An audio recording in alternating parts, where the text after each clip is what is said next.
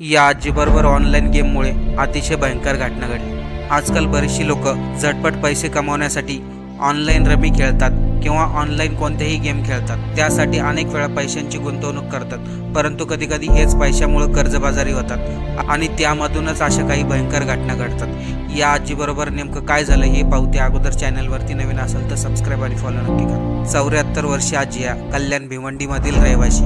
काल संध्याकाळी जेव्हा मुलगा घरी आला तेव्हा 74 वर्षीय आई ही रक्ताच्या थारोळ्यामध्ये कोसळलेली होती। त्याचं झालं असं की या आजीच्या मुलाच्या दुकानामध्ये 2 मुलं काम करत होते। त्यापैकी एक अभिमन्यू गुप्ता वय वर्ष 36 याला ऑनलाईन रमीचा नाद लागला होता आणि ती गेम खेळण्यासाठी त्यांनी 3 लाख रुपये डोक्यावरती कर्ज केले होते। त्याला हे ठाऊक होतं या आजीच्या अंगावरती भरपूर सोनं आहे, त्यामुळे त्यांनी घरात कोणी नसताना आजीवरती धारदार चाकूने हल्ला केला आणि तिच्या अंगावरील सर्व सोनं घेऊन पळून गेला।